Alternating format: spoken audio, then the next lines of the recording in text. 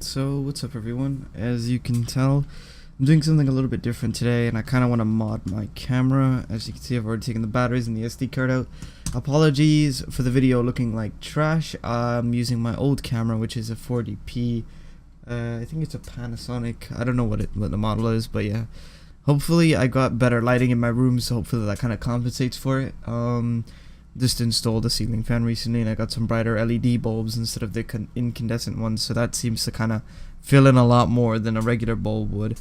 Yeah, so the first mod I'm wanting to do, this is gonna be like a one of a many kind of videos I'm gonna be doing for this camera. The first mod is going to be a microphone mod. Now right now I don't have a good condenser mic. I have one coming in the mail. It's a cheapo one, but it should do the job for now.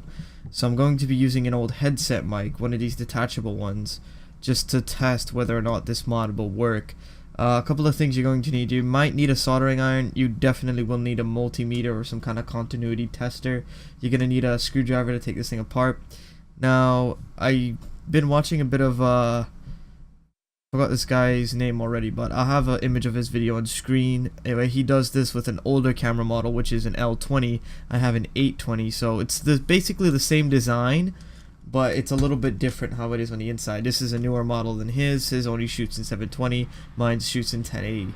So the camera itself is not bad, but the microphone in it is not great, and the battery life on it is trash. So this is going to be one of the many mods. The second mod that I'm going to be doing is I'm going to be modding the power adapter, or the power in of this thing, because this thing eats through batteries more than I can, get them, and it eats through 4 AA's in a matter of 20 minutes, and I can't really afford that. It'd be more cost efficient for me to get a power brick and power this thing with, like a USB power bank, and use that. So that's said and done with. Let's get into it. The reason why, by the way, I'm not using my phone, which I would usually use my Nexus to record, I don't have enough storage on this thing to keep it continuously running. I would usually set the camera up, leave it running while I'm taking the thing apart. So yeah, let's get on with it. I did take this thing apart before, so it's a little bit easy. There's just a few screws on the bottom. This entire half, right, with the screen and the bezel on that, comes off as one piece. This entire thing here. This entire half here from the screen bezel with these buttons come out as one half. That way you shouldn't be too confused about this. Also, I'm going to be probably soldering on this old headphone adapter onto the board, or I don't know, vice versa or something like that. I don't know exactly how I'm going to do this yet, so just going to take it apart and try to get an idea of how I want it to look like. Make sure you do set your screws in a location where your hands won't touch them, because you don't want to lose your screws. So yeah.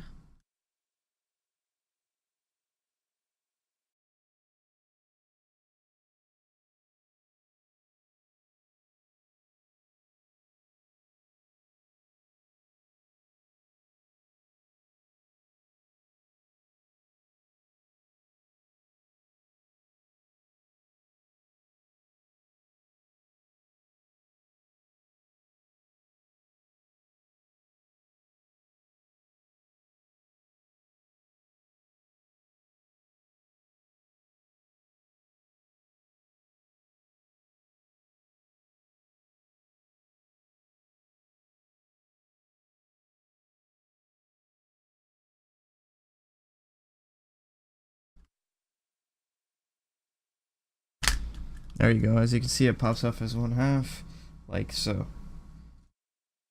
There goes the buttons. Yeah, but these are the buttons. They're on this like little plastic thing. You don't want to break these, so be careful with those.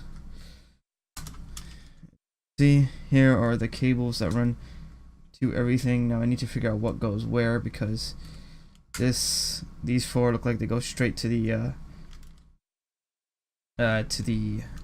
flash unit. As you can see, I don't know if the camera's gonna get that very well, but as you can see, the wires move when I move the flash unit. So there's one microphone in the corner here, and there's another microphone here, which this has stereo microphones. So I gotta get into those and see where they are wired up to. So I gotta take the screen off now, and to get the screen off, there's just a couple of screws, and that should be it. Make sure you have the lens cap, by the way, on when you're doing this, because you don't want to scratch your lens. It's kind of the last thing you want to do with any camera, is scratch the lens or break the lens.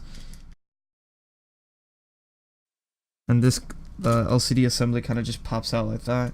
And again, what you want to do is kind of just lift these up gently, and then it pops just out like that. Set this aside.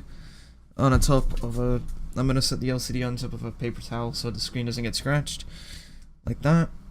And then remove more screws to get to this metal housing.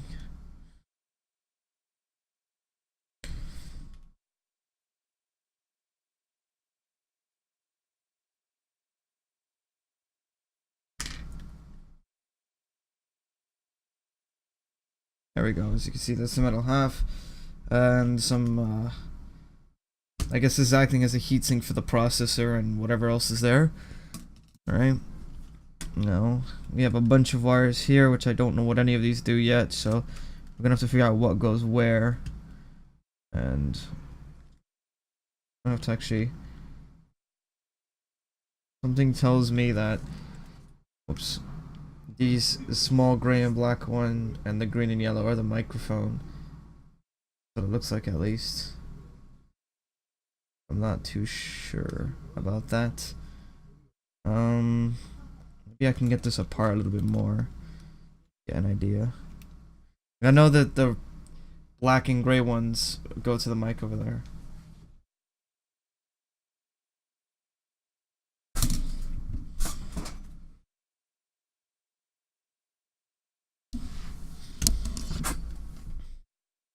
So this gray and black one, as you can see, kind of goes into the corner there. I don't know if the camera's gonna get that, but I can somewhat see it going into there. And I think the green and yellow ones are the ones that go into that side, so I can probably desolder those or something. Alright, so let me get a multimeter. This is where a multimeter will come in handy, so you're gonna want to have one of those on the side. So what you're gonna want to do now is you're gonna want to set your multimeter in continuity mode, like so.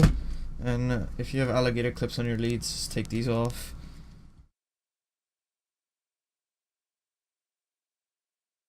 Like so. And what you're gonna want to do is make sure your leads, my multimeter doesn't do anything, but usually when you touch the two leads together, your multimeter will either make a beep or go down to 0. And what we'll use this for is to tell which one of these are the ground for the microphone. So in my case, I'm going to try the green and the black, and then we try the yellow. Okay. I can't really get this well on camera. Let me see if I can. If I position this upright like this, maybe you guys will get a better idea of what I'm talking about. But as you can see, when I touch the green and yellow, nothing, right? And when I touch the gray or that, right, nothing. But when I touch the green and black, see, it goes down to 0.6, which is basically 0. So that means these two are the ground for each mic. And as you can see, if we mix and match the other two, it doesn't really do anything because those goes to separate circuits. So that's pretty much that. And what I'm gonna want to do now is get this adapter, right? I don't know, I may want to get some longer wires for this, but I kind of want to have this wired in and coming out. Don't know how specifically I'm going to do that, but I'm going to kind of try to tap these microphones into that adapter, so that way I can use an external microphone, which is going to be this thing for the time being, and that should be much better than these, because with these microphones, when you're holding the camera or when you're operating the zoom, you can hear it. So with an external mic like this or something that I have coming in the mail, which is a lot better than this, which I'll show you guys, it would help. It's going to eliminate that vibration or that noise that you get from a camera operating. Now for the wiring, I have some old wires from like a computer thing. I don't know if I want to, I might want to use something a little bit more thinner than this, but don't actually, no, I won't use this because I actually need these. I'm going to use an old LED from a computer case that I'm just going to cut the wires off of and use this. We're only going to need 1 of the 2 grounds, by the way, for wiring this up, so I need to worry about that. pair of scissors would be handy. There they are. I'm gonna cut this off, like that. I'm gonna cut this end off as well. No longer needed. That. Half. Pull it back like that. Then just save the rest of that for a rainy day, because this stuff can come in handy. Small wires, I guess, always come in handy for doing projects like these. So what you're gonna do next is you're gonna want to untangle all of these so you don't mix them up. Twist these.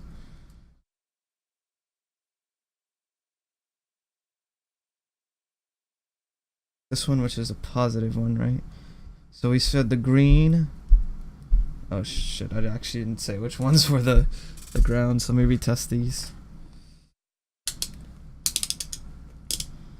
So the green and the black are ground, right? And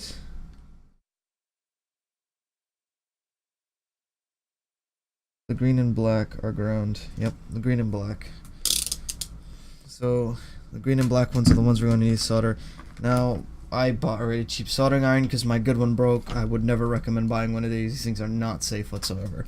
So plug this in, let it heat up for now. On the side here, it's going to melt my table.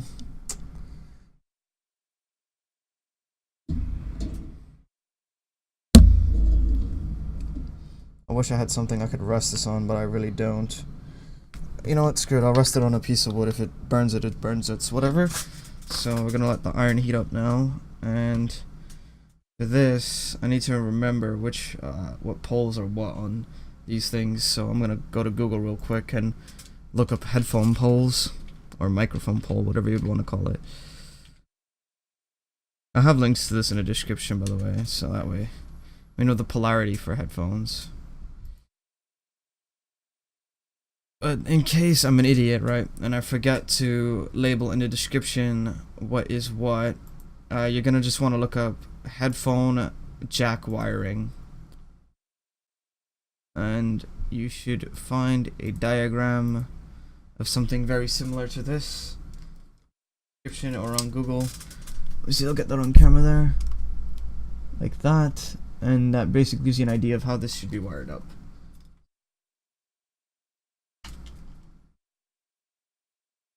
Alright, so that basically means this big long bit here is the ground, right? And this, well, or ground or earth, whichever you would call it. Then you have left channel and right channel. So what you're gonna want to do is you're gonna plug this in to get nice. So this one, right, is left channel, this is right channel, and then this one here is ground.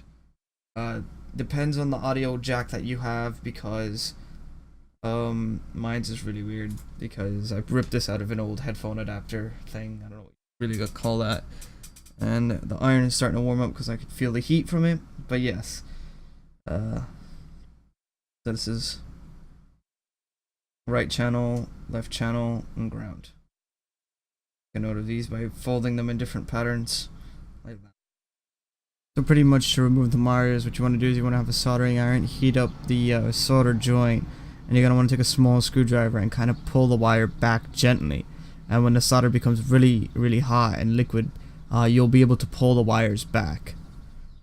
That's how you remove the wires. You kind of just press the iron on it like that, and then you pull the wires off. So just remove the ground, and we're going to move the second ground.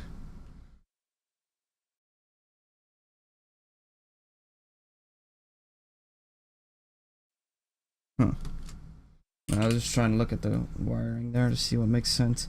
So we're gonna want to set my iron back down for a second, and we're gonna start stripping wires. There we go. So we're gonna tin these. We're gonna want it to be very short, because if this is too long, right, the exposed end, it's gonna want to short something out. So make sure these are very short.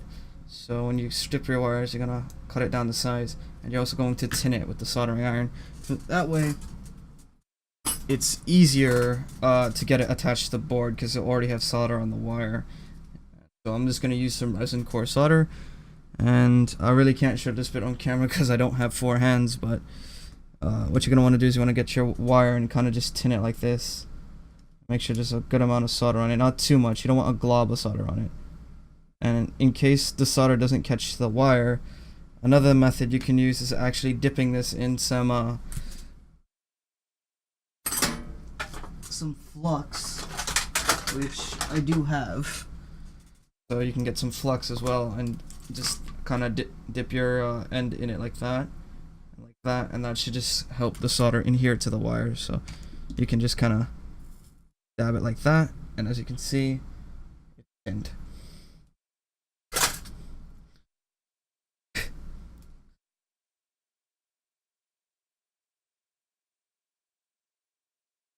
Oh shit, I need to cut this down even more. We're gonna cut this down to a really small amount. And if there's any solder on the insulation, make sure you pull this off, because you don't want it shorting anything out. Whoops, I didn't mean to hit the camera there.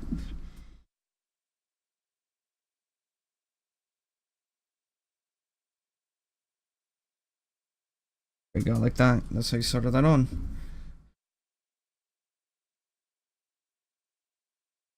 Alright, so the next thing we're going to want to do is detach. So this is going to be our ground wire, so we're going to make note of that. And we're going to get our white wire, which is going to be the left and right channels. We can also cut these down even further, because I don't think they even need to be this long, but I'm just going to leave them as a good length for now, so that'll be easier to handle. And if you notice, by the way, I'm not actually like cutting anything, or I'm not destroying anything. That's because in case this doesn't work, I want to be able to reverse all of the changes that I've done. So make sure you guys do that as well if you're ever trying to attempt this at home. And some flux. So, and then tin this wire as well. Like that. And we're going to want to cut this down to even smaller length. Let me open a window because my room is beginning to have a funky smell to it. Always have proper ventilation when you're working with soldering. And we're going to wire this guy up to the yellow, which is the positive of the other channel.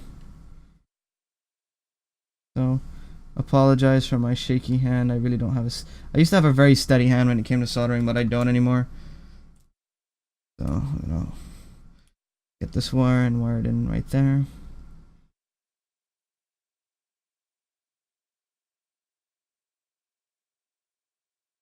Want to make sure you have it soldered in well, so if you need to recenter it, make sure you do have it centered like that. And what I'm going to do now is I'm actually probably going to cut this wire in half, because this length is actually pretty long, so cut that in half. We'll also cut this red wire in half because we really don't need all this length. I'm gonna throw that aside. And pull this strip off of this end. So dip it in flux and tin the wire again. That, and then just pull off any of the excess or whatever, and then you're gonna cut the wire down to length like so, and this is the last wire.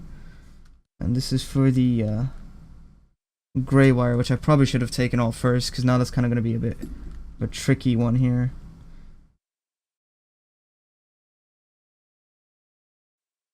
Alright, there we go. Pull that off.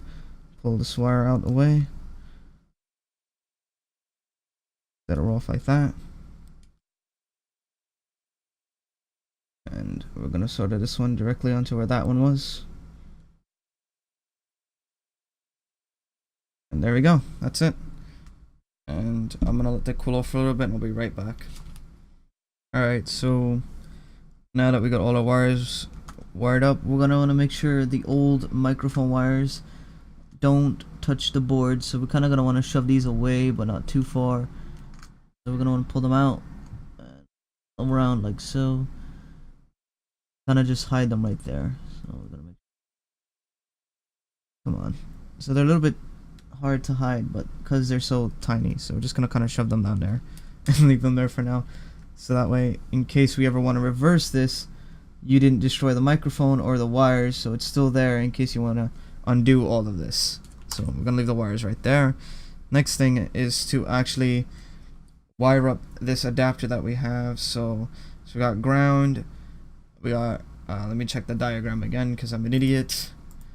So we got ground, right channel, left channel. So ground, which is this wire, we're gonna wire this up first. So I'm gonna just strip this end off. This is, by the way, right now I'm wiring it up for a test run, so that way we can double check to make sure everything works. I'm gonna twist these together for now, and then the final product I'll solder it all together, and like that. And we got channel.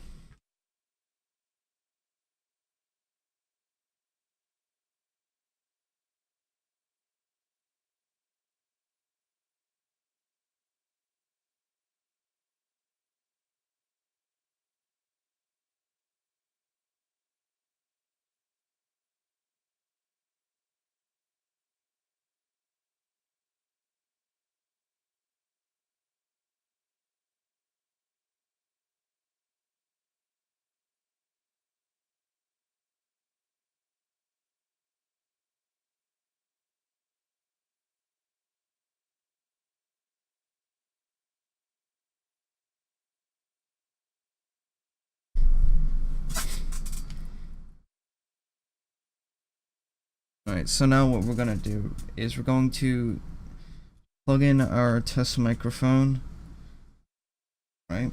And we're going to actually kind of try to hook everything up as jury-rigged as we can, just to get it up and running, right? And to make sure everything works. So we're just gonna lay everything back in place, like so, like that. And we're gonna just hook up the screen, put some batteries in, and power it on to see if when we record a video, if the audio actually works. So everything back together.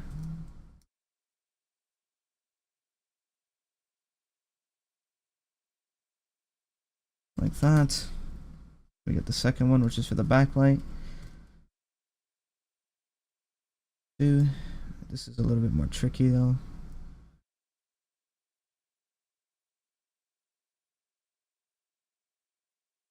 And pull this tab down like that, and then just lay the screen back in place for now. And we're just gonna put some double A's in and see if when we record a video, if there's any audio in it. Also I need to put an SD card in this thing, don't I?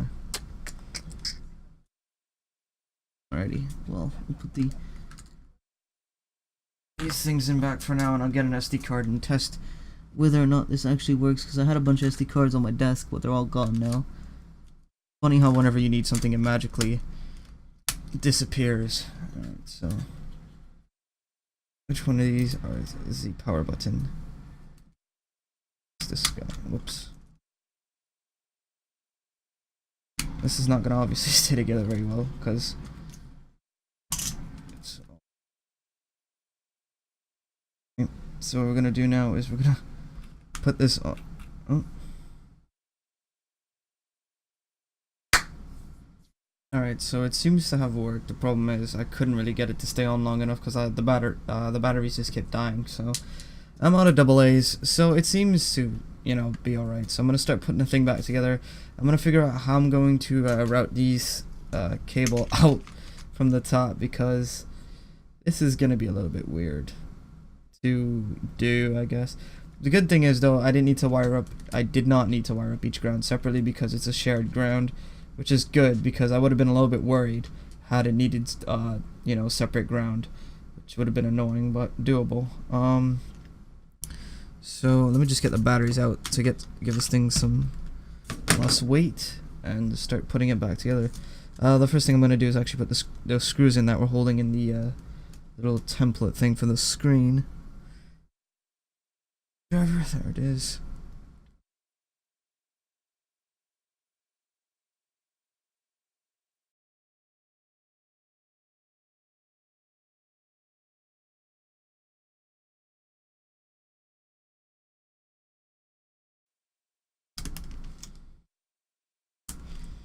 that. And then we're also gonna want to clean off the screen because you're gonna have a bunch of fingerprints from disassembling it on it. So get like a cloth or something with a little dab of water and just start cleaning it. So kind of wipe it off a little bit. You don't want to use too much water because you don't want the water getting into the LCD screen. So you're gonna wipe it off afterwards. So you just want to make sure there's no fingerprint. If it leaves like a little towel mark or whatever, that's fine, but as long as there's no fingerprints, because those are usually the worst once you put something back together and there's fingerprints inside of it.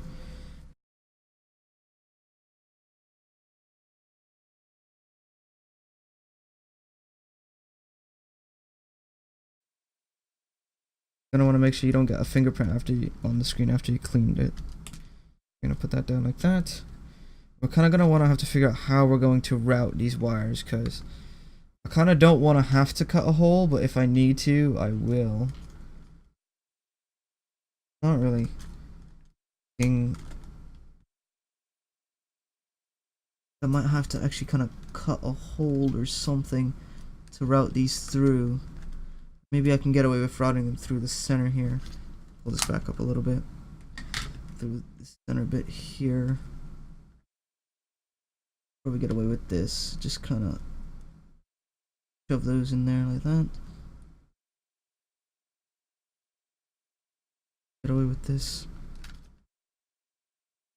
Maybe if I cut the plastic here, I can get away with it. I'll try it and see. Oh, I didn't want to have to do this, but it's whatever. Part of DIYing anyways. You gotta kind of make modifications to make sure things fit.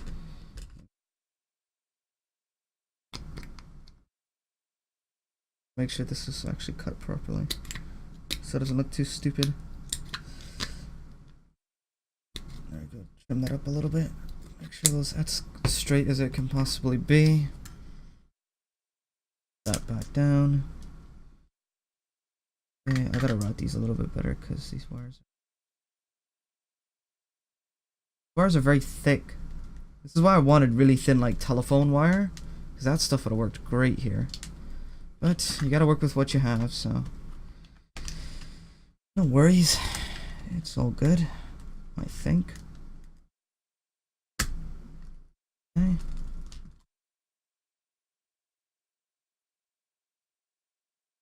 Pull this back like that.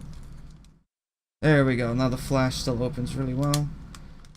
A little bit of a hassle to get this to stay down flat, but when I put the screws back in, everything should look alright. At least for now. Yeah, there we go. I mean, obviously you can kind of tell that I did something on the top here, but oh shit, how long was I out of frame? But obviously you can tell I did something on the top here. That's besides the point, you know, because usually what I'm going to do is I'm going to have the wire come out, right? I'm going to have this kind of sit on the top and have it come out to the adapter. I'm going to need like a handle thing to have the microphone and the light thing that I'm going to do next mounted onto it. So yeah, I hope you guys enjoyed. I'm going to try to get a test recording in this video because the batteries keep dying on me, but I'll see if I find some new batteries and put them in. So that's it. Yeah, all you got to do is put all the screws back in and give it a test run, and it should be golden. So yeah, here's the image that I took with my phone of the final product. What I did was I ended up soldering all the 3 wires together and kind of just wrapping them in duct tape to isolate each one. I didn't really have any electrical tape left, that's why I just went with duct tape. And plus, I glued the wires on the top all the way down to the side of where it kind of just leaves the side of the camera and kind of hangs off. I glued everything up there with some crazy glue because I didn't want the thing to come off and keep pulling from the inside, because if that happened, the solder joints would just break loose after a while of rubbing around. So pretty much that's it. And I do have some test footage. I don't have a good microphone yet to try this with, but I used a microphone from an old headset, which sounds okay. It's not the greatest thing in the world, but it's not the end of the world. When I get the new mic, I'll definitely do another test and I'll see if there's a difference. Sadly, I didn't do a test with the onboard mic when I had the chance, because I don't know why. I kind of just jumped straight into this. Dumb of me to do that, but the next time I do something like this, I'll definitely make sure to take a before and after shot of how things are. But yeah, I'll just cut to the video and let you guys take a listen for yourselves. Alright, so hopefully this sounds much more clear, much more crisp, and as you can see now, when I zoom in and zoom out, you no longer should hear the sound of the zoom motor. And if I, grab the camera and move it around and stuff, you should no longer hear that. And yeah, I do have a better microphone coming in the mail. It's I'm not gonna say what it is yet, and I'll let you guys know when that comes in the mail. There's also 2 more modifications I'm going to do to this camera, but this mic mod alone, opens up the possibility of using a bunch of different other equipment with this thing, such as wireless microphones and things like that, lavalier stuff. So yeah, that kind of helps me out in getting better sound quality without needing to buy something like a Zoom H1 or anything like that. And I know a lot of you are going to ask, Dave, why don't you just get something like a Zoom H1 and use that mic that you were buying with it? Well, first of all, a Zoom H1 or something of the equivalent, right, is kind of expensive, and knowing me, I'm not the type of person to kind of just dump $100 on a voice recorder. I don't know, if it feels unwarranted. I don't know if that's the right term I'm looking for, but it just feels unnecessary, right? And on top of that, I don't want to buy another camera that has an auxiliary input, because a newer camera like a DSLR or something like that would run me up $300 to $400, and I already have this camera, and brand new this camera would cost you $160 or something like that, right? So and on top of that, doing this mic mod doesn't, I don't need to constantly do sound syncs in post. I could just easily plug in a mic and it'll work, so it saves me that much time to edit it later.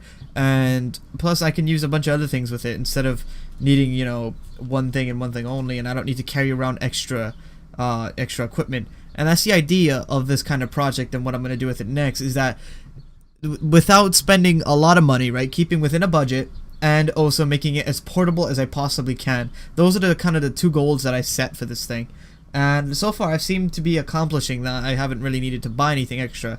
Well, the mic obviously I had to buy, and the light kit, and that I had to buy, but the rest of the things that I'm going to do is all going to be DIY, and this is stuff that you guys can even do at home.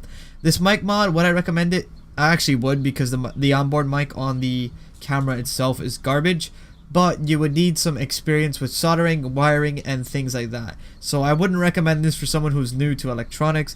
You would obviously need some experience beforehand, so I'd recommend learning soldering and things like that before you would try something like this.